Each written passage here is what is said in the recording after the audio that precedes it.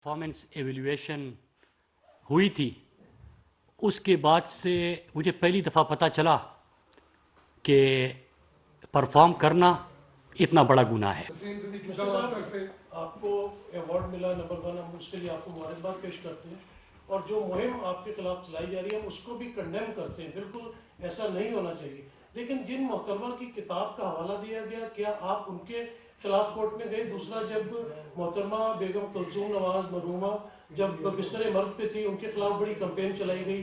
बिलावल भुट्टो के खिलाफ भी काफ़ी कंपेन इस किस्म की चलाई जाती है। मीडिया के ऊपर भी आपके कुछ मिनिस्टर्स भी बयान देते हैं, मरियम नवाज के खिलाफ भी इस किस्म के बयान आते हैं। तो क्या आप सबको कंडेम करते हैं कि अक्रॉस द बोर्ड जो है ये चीज़ ख़त्म होनी चाहिए? देखिए, दो चीज़ है। पहली चीज़ ये कि जो आपने बात कही, मैंने अपने हवाले से आज गुफ्तगू की और आपको 8 साल की तकरीर तमाम उठा लीजिए, आपको कोई भी चीज़ ऐसी नज़र नहीं आएगी। और जब एक ही एंकर ने सवाल किया तो जवाब कहा गया कि इन्होंने कहा है कि फर्जंद जरदारी, इसके अलावा आपको कोई चीज़ नहीं मिलेगी। नंबर 1। नंबर 2, आप जिन लोगों का हवाला दे रहे हैं वो मेरे लिए मैटर नहीं करते। मेरे लिए मेरा काज मैटर करता है। मैं नए पाकिस्तान का ख्वाब लेके आया था। किसी के लिए नया पाकिस्तान, दो नहीं एक पाकिस्तान, ये नारा होगा, किसी के लिए दावा होगा। मेरे लिए ईमान की हद तक मैं इसके ऊपर यकीन रखता हूं और मैं इसी के लिए काम करूंगा। मैं आज ज़्यादा तफसीलात तो मैं इंशाअल्लाह कम्युनिकेशन का इवेंट करूंगा, उसमें आपको बता दूंगा। लेकिन मैं आज अपनी कौम के लोअर मिडिल क्लास और मिडिल क्लास से आप मुखातिब हूं कि जो बातें मैंने की और जो गलीज कैंपेन ये चला रहे हैं, ये है आपकी औकात इन सियासतदानों की नजरों में। पहले तो ये आपको आगे नहीं देंगे, आपको मौका नहीं देंगे। मेरी मिसाल लीजिए, जो मेरे साथ बाकी पॉलिटिकल पार्टीज के तलबा तंजीमों के रहनुमा थे, वो आज भी हॉस्टल में पड़े हैं, पहले इनके लिए और आज इनकी औलादों के लिए जिंदाबाद मुर्दाबाद के नारे लगा रहे हैं। लेकिन उनको ये एतमाद और मौका ये नहीं देंगे। इनकी नजर में ये पार्लिमान और ये सियासत, ये इनकी जागीर है। यहां पे वडेरे आ सकते हैं, यहां पे जागीरदार आ सकते हैं, या इनकी औलादें आ सकती है। आप जैसा, मेरे जैसा नौजवान ये बर्दाश्त नहीं कर सकते। लेकिन अगर आप यहां तक पहुंच जाते हैं और अगर आप यहां तक पहुंच भी जाए तो यकीनन इनकी नजर में किसी गैर अखलाकी ताल्लुक की बुनियाद पे आप यहां पे पहुंचे हैं। फिर आपकी किस्म के ऊपर हर किस्म की गलीज मुहिम का आगाज होगा। और मेरी तरह अगर आप इनके सामने डटे रहे, आपने हौसला नहीं आ रहा, आपने पार्लियामेंट में अपने पिसे हुए आम तबके की आवाज आप बने, अगर आपने इनकी करप्शन को और इनके नाअहलियों को बेनकाब करना शुरू कर दिया, तो फिर आपके किस्म ऊपर इसी किस्म के गलीज इल्जामात और बोहतान लगाए जाएंगे। और अगर आप मुख्तलिफ गलीज कैंपेनों के बाद भी दोबारा MNA बन जाते हैं कि इलेक्शन से 2 हफ्ते पहले आपके खिलाफ मुहिम का आगाज हो और आप भारी अक्सरियत से जीत आए, आप स्टेट मिनिस्टर बने, परफॉर्म करके फेडरल मिनिस्टर बने, 3 साल के जितने टारगेट्स थे और इस क्वार्टर की जो सनद दी गई, सारे टारगेट से अचीव कर दिए, तो इसका मतलब क्या होगा कि पाकिस्तान का हर वो बंदा, हर वो नौजवान, हर लोअर मिडिल क्लास और मिडिल क्लास का वो नौजवान जो अपनी आंखों में अपने मुल्क के गरीब अवाम की तकदीर बदलने का ख्वाब लेके आता है, जो इनके इस स्टेटस को चैलेंज करता है, जो इस जागीरदारों को, इनके साहबजादों को, इन जरदारों को, इनको चैलेंज करता है, और न सिर्फ चैलेंज करता है बल्कि परफॉर्म करता है कि 13 साल बाद पाकिस्तान पोस्ट को खसारे से निकाल के बाकी इदारों के लिए मिसाल बनाता है। पाकिस्तान में ऐसा निजाम देता है कि करप्शन के दरवाजे बंद करने के लिए ई प्रोक्योरमेंट देता है, कब्जे और कब्जे माफिया के खिलाफ और कब्जों को खत्म करने के लिए। अगर वो इसमें भी कामयाब हो जाए कि अपनी तमाम असासों की GIS में भी मुकम्मल करके आप लाइव देख सकते हैं, अगर ये दरवाजे भी बंद कर दे तो फिर इनको अपने अजारादारी खतरे में नजर आती है और फिर इनका सोशल मीडिया और इनकी गलाजत ये मुतहर्रिक हो जाते हैं। تو میں آپ کو یہ بتانے کے لیے آج آیا ہوں، میرے پاکستان کے نوجوانوں، طلبہ تنظیموں، نوجوانوں کے جتنے فورمز ہیں ان کو، پاکستان کے عام اور پسے ہوئے طبقے کو، پاکستان کے تعلیم یافتہ نوجوانوں کو میں آج یہ بتانے آیا ہوں کہ یہ کمپین، یہ مہم کسی مراد سعید کو کونے میں خاموش کر کے بٹھانے کے لیے نہیں ہو رہی، بلکہ آپ کو یہ بتانے کے لیے ہو رہی کہ آپ کی اتنی اوقات ہی نہیں ہے کہ آپ ہمارے برابر بیٹھ سکے، آپ کی اتنی اوقات ہی نہیں ہے کہ آپ ہمارا مقابلہ کر سکے، آپ ہمیں چیلنج کر سکے، اور پھر آپ اتنے دم آپ میں کہاں سے آ گیا کہ آپ ملک کے خساروں کی اداروں کو جو ہم نے اتنی مشکل سے خسارے میں لے کے گئے تھے، آپ اس کو خساروں سے نکال لے ہو؟ جن سڑکوں سے ہم کمیشن اور کرپشن اور کاروبار بنایا ہوا تھا، وہ کس طرح آپ یہاں پہ ایک ٹرانسپیرنٹ نظام سے مہنگائی کے باوجود سستی بنانے میں کامیاب ہو گئے؟ آپ تو ان کے کاروبار کے دروازے بند کرنے آئے ہو، یہ کہاں سے آ گئے ہیں؟ یہ سرکس سارا اس کے لیے ہو رہا ہے۔ اور آخر میں پاکستانیوں، یہ آپ کے لیے وارننگ ہے، ہر نوجوان کے لیے وارننگ ہے کہ ہماری اجارہ داری کو چیلنج کرنے کی جرات مت کرنا۔ میں تو ان کے سامنے کھڑا ہوں، ان کے مہموں کے باوجود میں نے ڈیلیور کیا، اور انشاءاللہ آپ دیکھیں گے کہ اب ایک نئے انداز سے انشاءاللہ پارلیمنٹ میں، جلسوں میں، آپ نے آزاد کشمیر میں دیکھا کہ ان کی قیادت پوری، آپ نے گلگت بلتستان میں دیکھا، آپ نے سندھ میں دیکھا، آپ نے ضم شدہ اضلاع میں دیکھا، اور آپ نے بار بار دیکھا۔ تو انشاءاللہ میں تو ایک نئے عزم کے ساتھ ان کا مقابلے کرنے آیا ہوں، لیکن میرے نوجوانوں، آج میں آپ کے لیے اور اپنی وزارت کے جو محکمے ہیں ان کے لیے آیا تھا، یہ آپ کو وارننگ دے رہے ہیں، یہ سارا سرکس آپ کو وارننگ دینے کے لیے ہے کہ ہماری اجارہ داری کو اور ہمارے کاروبار کو، اور جو ہم نے اپنے بچوں کو اور اولادوں کو تیار کیا ہوا ہے، ان کو چیلنج کرنے کی جرات مت کرنا۔ آپ سب کا بہت شکریہ۔ آپ کو ایوارڈ ملا نمبر 1، ہم اس کے لیے آپ کو مبارکباد پیش کرتے ہیں، اور جو مہم آپ کے خلاف چلائی جا رہی ہے ہم اس کو بھی کنڈیم کرتے ہیں، بالکل ایسا نہیں ہونا چاہیے۔ لیکن جن محترمہ کی کتاب کا حوالہ دیا گیا، کیا آپ ان کے خلاف کورٹ میں گئے؟ دوسرا، جب محترمہ بیگم کلثوم نواز مرحومہ جب بستر مرگ پہ تھی، ان کے خلاف بڑی کمپین چلائی گئی، بلاول بھٹو کے خلاف بھی کافی کمپین اس قسم کی چلائی جاتی ہے، میڈیا کے اوپر بھی آپ کے کچھ منسٹرز بھی بیان دیتے ہیں، مریم نواز کے خلاف بھی اس قسم کے بیانات آتے ہیں، تو کیا آپ سب کو کنڈیم کرتے ہیں کہ اکراس دا بورڈ جو ہے یہ چیز ختم ہونی چاہیے؟ دیکھیں، دو چیزیں، پہلی چیز یہ کہ جو آپ نے بات کہی میں نے اپنے حوالے سے آج گفتگو کی، اور آپ کو 8 سال کی تقریر تمام اٹھا لیجئے، آپ کو کوئی بھی چیز ایسی نظر نہیں آئے گی۔ اور جب ایک ہی اینکر نے سوال کیا تو جواب کہا گیا کہ انہوں نے کہا ہے کہ فرزند زرتاری، اس کے علاوہ آپ کو کوئی چیز نہیں ملے گی، نمبر 1۔ نمبر 2، آپ جن لوگوں کا حوالہ دے رہے ہیں وہ میرے لیے میٹر نہیں کرتے، میرے لیے میرا کاز میٹر کرتا ہے۔ میں نئے پاکستان کا خواب لے کے آیا تھا، کسی کے لیے نیا پاکستان، دو نہیں ایک پاکستان، یہ نعرہ ہوگا، کسی کے لیے دعویٰ ہوگا، میرے لیے ایمان کی حد تک میں اس کے اوپر یقین رکھتا ہوں، اور میں اسی کے لیے کام کروں گا۔ اچھا، یہ بتائیے گا عمران صاحب کہ 2 دن سے فیڈرل کیپٹل میں ایک تماشا لگا ہوا ہے، تماشا اس طرح لگا ہوا ہے کہ کوئی جرنلسٹ ہے یا نہیں یہ الگ سے بحث ہے، لیکن جرنلسٹ تنظیمیں بھی باہر نکلی ہوئی ہیں اور بہت کچھ آپ بتائیں بھی میڈیا میں آ رہا ہے، اس بارے سے آپ اپنی ایف آئی میں جو آپ کی درخواست ہے اس کی پہ تھوڑی سی روشنی ڈالیں گے؟ دیکھیے، ایک چیز ہے سمپل، ہر پاکستانی کو آئینی پاکستان یہ ضمانت دیتا ہے۔ کل میں یہ بھی ساری چیزیں دیکھ رہا تھا، آپ میری حد تک اس کو ایک نظر سے دیکھیں کہ ایک ہوتا ہے قانونی راستہ، ایک ہوتا ہے غیر قانونی راستہ۔ تو آپ اس تمام چیزوں کے باوجود، اور میں نے آپ کو وجہ بھی بتائی کہ اس دفعہ میں کیوں گیا، اس دفعہ اس لیے گیا کہ پہلی تو میری ذات تھی، تو میں اپنی ذات کا دفاع کرنے تو اسمبلی نہیں آیا، میں اپنے لوگوں کے لیے کچھ کرنے کے لیے آیا ہوں۔ آپ نے اگر مجھ سے سوال کرنا ہے تو یہ کرے کہ آپ کے حلقے میں دوسرے حلقوں سے زیادہ کام نہیں ہوا، آپ نے ڈیلیور نہیں کیا۔ آپ مجھے یہ بتائیں کہ آپ نے پارلیمنٹ میں لیجسلیشن میں اور ایوان کی کاروائی میں حصہ نہیں ڈالا، یہ میری غلطی ہوگی، وہ بھی آپ نہیں کہتے۔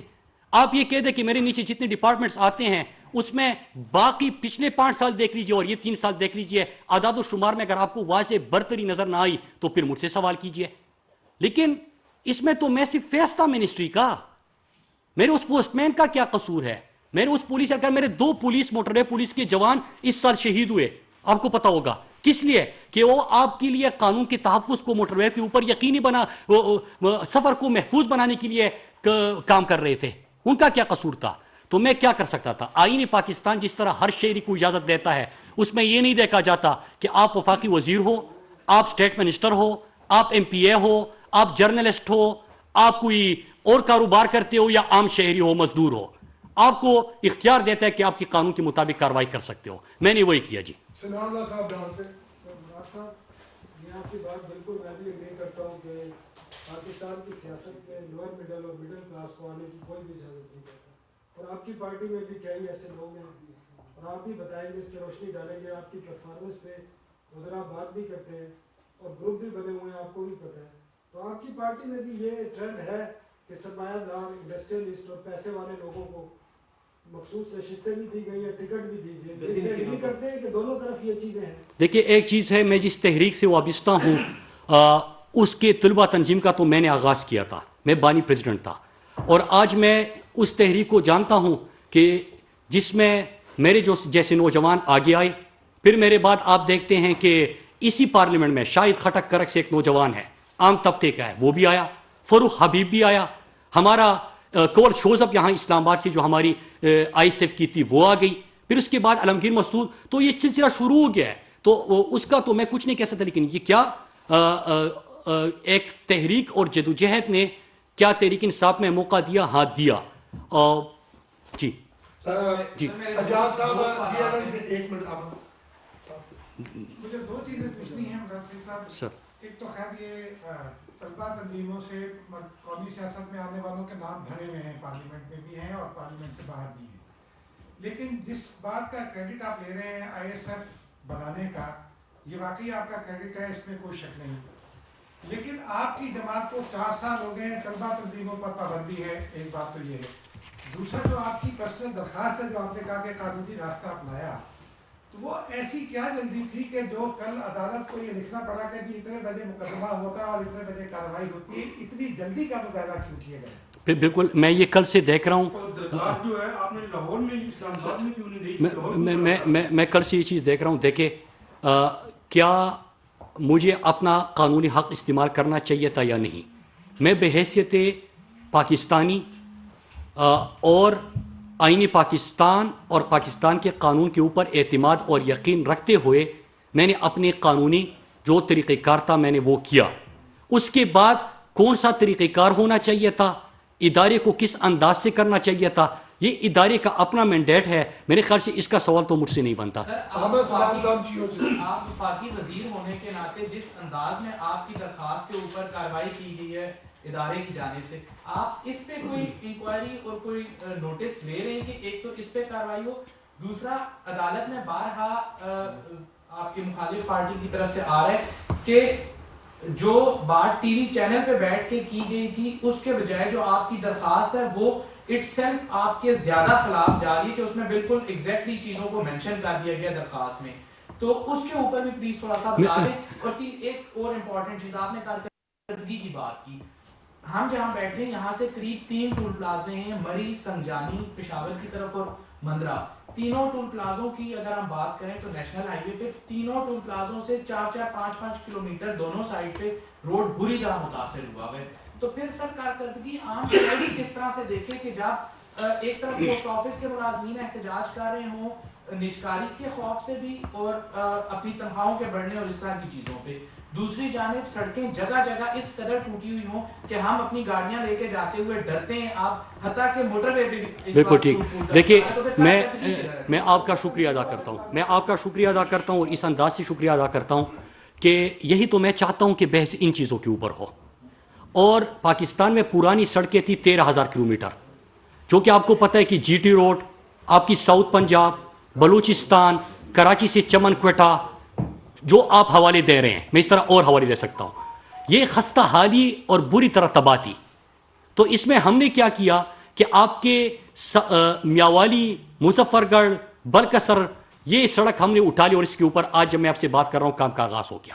ٹھیک، جو آپ کے پاس بجٹ جتنا ہوتا ہے اور آپ کے پاس ریونیو کتنی ہوتی ہے اتنی آپ نے سڑک بنانی ہے. نمبر 2، کراچی سے چمن کوئٹہ سڑک کو خونی سڑک کہتے ہیں، اس کے 2 سیکشن کی پروکیورمنٹ ہو گئی، بیڈز آگے دیے گئے ٹھیکے اور اسی مہینے پرائم منسٹر اس کا افتتاح کرنے جا رہے ہیں, تو یہ سڑک بھی آپ کی ہو گئی.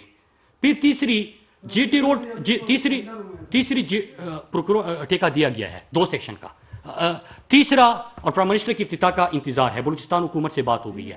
تیسرا کراچی, چمن, کوئٹہ, خوزدار کے 2 سیکشن کا بیڈز ہو چکے, ٹھیکہ دیا گیا اور اس مہینے اس کا کام کے اوپر آغاز ہے, پی ایم سے ٹائم دیا گیا ہے.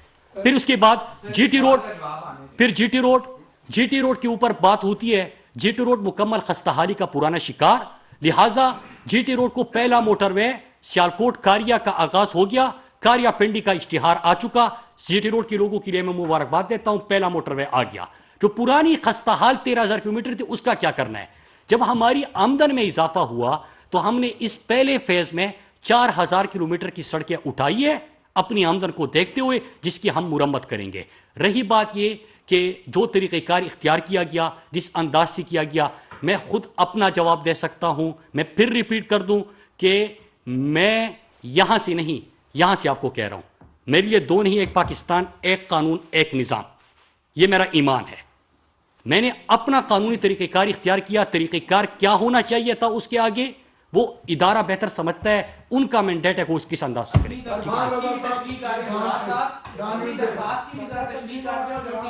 میں بتا دی.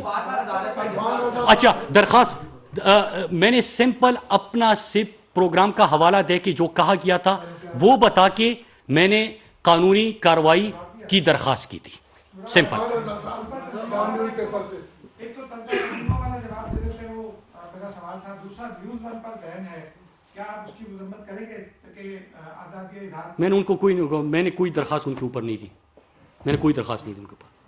آپ سے سوال کیا گیا کتاب کے بارے میں, آپ نے کہا کہ میں اس بارے میں نہیں کروں. میں نے بات کر لی. جی آپ نے کہا, لیکن یہ سلسلہ تو دیکھیں ابھی ہوا, کل کو کوئی اور کا ریفرنس سے آ جائے گا, کوئی اور جائے گا, تو آپ اس پر کو بند کیوں نہیں کریں؟ میں یہ کہہ رہا ہوں کہ جو قانونی کارروائی کا اس دفعہ فیصلہ کیا وہ آپ کو بتایا, اور میں قانونی ٹیم اور میری مشاورت ان کے ساتھ ہو رہی ہے. میں نے اس کی وضاحت کر دی. پرفارمنس ایویلویشن ہوئی تھی, اس کے بعد سے مجھے پہلی دفعہ پتہ چلا کہ پرفارم کرنا اتنا بڑا گناہ ہے. میں آپ کو وزارت مواصلات اور یہ جو 1 ہفتے ہوا اس پر تفصیلی گفتگو تو کروں گا, لیکن اس سے پہلے اپنی سیاسی جدوجہد کے بارے میں کچھ باتیں کرنا چاہتا ہوں. ایسا نہیں ہے کہ 2013 کی ایک صبح میں اٹھ کے ڈائریکٹ پارلیمنٹ میں پہنچا. میں اپنی قوم کو بتانا چاہتا ہوں کہ پاکستان تحریک انصاف کے اسٹوڈنٹ ونگ کا میں بانی ہوں, اور اس کی میں نے بنیاد رکھی, اور اس کی بنیاد رکھی. نہ صرف بنیاد رکھی بلکہ کم عرصے میں اس کو خیبر پختونخوا کی سب سے مضبوط طلبہ قوت بنا کے ثابت کیا. اور اسی دوران چاہے قبائلی اضلاع میں دہشت گردی کی جنگ کے دوران اپنے لوگوں کی مدد کرنا ہو, اپنی لوگوں کی مدد کرنا ہو, چاہے آپریشن کے خلاف اپنے لوگوں کے ساتھ کھڑا ہونا ہو, چاہے عدلیہ بحالی کی تحریک ہو, چاہے ریمنڈ ڈیوس کا جو یہاں پہ پاکستانیوں کو پاکستان کی سڑکوں پہ گولی ماری گئی ان کے خلاف نکلنا ہو, چاہے ڈرون عملوں کے خلاف نکلنا ہو, چاہے اس ملک میں ظلم اور ناانصافی کے خلاف جدوجہد کرنی ہو. یہ مسلسل ان تحریکوں میں نہ صرف حصہ لیا, ڈنڈے کائے, جیلوں میں گیا, دھمکیاں ملی اور ان سب چیزوں کو برداشت کیا. پلیز یار, جب آئی ایس ایف کو پورے پاکستان میں منظم کیا, اور آج آپ کے سامنے قیادت ہے آئی ایس ایف کی, میرے بعد بھی آئی ایس ایف میں آپ دیکھ رہے ہیں کہ پارلیمان مختلف ہمارے نوجوان پہنچ رہے ہیں. پھر یوتھ ونگ پورے پاکستان میں پاکستان تحریک انصاف کی یوتھ ونگ کو منظم کیا اور ہر یونین کونسل تک اس کو لے کے گیا. اور 2013 کی انتخابات میں جب پارٹی نے میرے اوپر اعتماد کیا تو میں خیبر پختونخوا کی سب سے بڑی لیڈ کے ساتھ पार्लियामेंट पहुंचा। लेकिन मैं एक चीज बताता चलूं, मैं पार्लियामेंट में इनकी जी हुजूरी करने नहीं आया था। मैं अपने जैसे हर उस शख्स की आवाज बनने आया था जिनके गर्दन पे इन्होंने अपने ताकत का घुटना रखा हुआ है,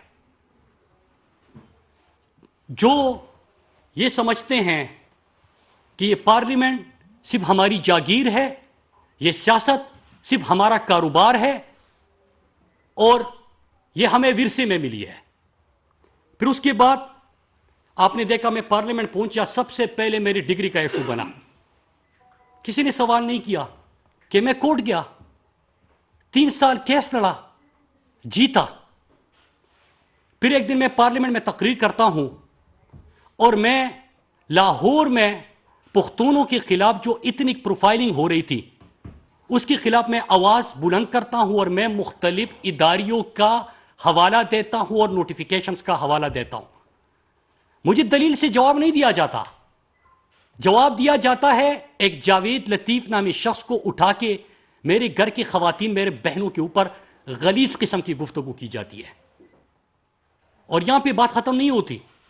जब मैं दोबारा इलेक्शन में जाने लगा 2018 में, जब 2018 में मैं दोबारा इलेक्शन में जाने लगा तो उससे 2 हफ्ते पहले जो हालिया गलीज कैंपेन आप देख रहे हैं, इस गलीज कैंपेन का आगाज होता है दोबारा इलेक्शन में जाने से 2 हफ्ते पहले। और अल्लाह का शुक्र है कि एक मरतबा फिर आम तबके का नौजवान भारी अक्सरियत से फिर इलेक्शन जीत के आता है, स्टेट मिनिस्टर बनता है, 100 डेज के टारगेट्स मिलते हैं, किसी ने नहीं पढ़े। तबसीरा मेरे ऊपर हो रहा है गलीज गुफ्तगू के साथ, किसी ने नहीं पढ़े कि 100 डेज में जो परफॉर्म किया फेडरल मिनिस्टर बना।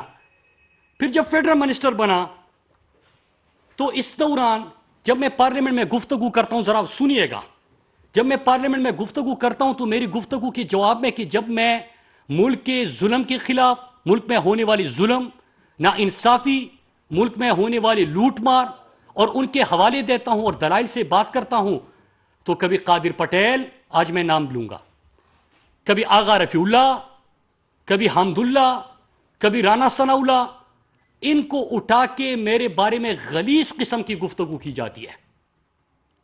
और फिर इनका social media cell peoples party का और नून लीग का उसको जिस तरह फिर प्रमोट करता है और उसमें लगे होते हैं, वो आप सबके सामने हैं। टीवी पे क्या कहा जाता है, आप अपने टॉक शोज देखे, रोजाना 50-60 प्रोग्राम होते हैं टीवी पे। फिर रात को टॉक शोज में इनके नुमाइंदे बैठ के कहते हैं कि मुराद भी तो गाली देता है। आज तक किसी ने नहीं पूछा कि जरा बताइए कि मुराद ने कौन सी गाली दी, सिर्फ काशिफ अब्बासी ने यह सवाल किया। और काशिफ अब्बासी ने जब यह सवाल किया तो आपको पता है कि क्या जवाब मिला, कि मुराद कहता है कि फर्जंद जरदारी। सिर्फ ये एक चीज, एक जवाब मिला मेरे पिछले 8 साल पार्लियामेंट की तकरीरों में। लेकिन अब सवाल यह होगा कि आज मैं क्यों बोल रहा हूं, आज मैं क्यों बोल रहा हूं, मैं इसके ऊपर पहले क्यों नहीं बोला। मैं इसलिए नहीं बोला कि पहले मुझे और मेरे खानदान को आपने गलीज गालियां आप दे रहे थे, तब तक मेरी जात को निशाना बना रहे थे। लेकिन आज मैं इसलिए बोल रहा हूं कि ये जब परफॉर्मेंस एवेल्यूएशन हुई तो मैं वजारत का चेहरा हूं, फेस हूं। एक कामयाबी मेरे हर उस मोटरवे पुलिस के एहलकार की थी। आपने देखा कि वो जो आपके लिए सफर महफूज बनाने के लिए शहीद हुआ, ये सनद मेरे पाकिस्तान पोस्ट के उस सेक्रेटरी से लेके डीजी से लेके उस क्लास 4 मुलाजिम तक थी, उस पोस्टमैन के लिए थी जो -13 डिग्री में भी गिलगित के बरपोश वादियों में आपकी अमानत पहुंचा रहा था। ये सनद मेरे हर उस NHA के ऑफिसर और एहलकार की थी जिन्होंने 3 अरसे के कलील अरसे में ISO सर्टिफिकेशन NHA को मिली, उनकी मेहनत की वजह से। और मैं चंद चीजें आपको इसके हवाले से बताता हूं और फिर मैं आता हूं जो अभी जो कुछ हो रहा है। पहली चीज ये कि किसी ने यह सवाल नहीं किया पिछले 1 हफ्ते में कि वजारत मवासिलात में कितने टारगेट्स थे और कितने अचीव हुए। 88 टारगेट्स मिले थे और 88 अचीव हुए 100%। وہ ویب سائٹ پہ بھی اویلیبل ہے, آن لائن بھی اویلیبل ہے, کھول کے دیکھ لیتے. میرے ساتھ بغض یا میرے سے نفرت وہ آپ کر سکتے ہو, لیکن جو 46,000 پاکستان پوسٹ کے ملازمین, ہزاروں NHA کے اور موٹر وے پولیس کے اہلکار, ان کے ساتھ آپ یہ ظلم نہیں کر سکتے. آپ نے ان کے اوپر سوالیہ نشان اٹھایا ہے. اور NHA نے کیا کیا میں مختصراً بتاتا ہوں. پاکستان میں چھوڑے, آپ نہیں مانتے مت مانے, لیکن ISO سرٹیفیکیشن تو یہاں سے نہیں ہوتی, دنیا نے مانا. سڑکیں آپ کہتے تھے کہ پچھلی حکومت بناتی تھی 986 کلومیٹر کے مقابلے میں 2032 کلومیٹر بنائی. انہوں نے 2000 کی منصوبہ بندی کی تھی, انہوں نے 7889 کلومیٹر کی پچھلے 3 سال میں منصوبہ بندی کی. پھر اس کے ساتھ سستی بھی بنائی کہ مہنگائی کی لہر کے باوجود جو 41 کروڑ فی کلومیٹر 4 روئے سڑک بنتی تھی وہ 17 کروڑ فی کلومیٹر بنی. لیکن یہ بھی چھوڑے, جو ٹارگٹس دیے گئے تھے وہ پڑھ لیجئے.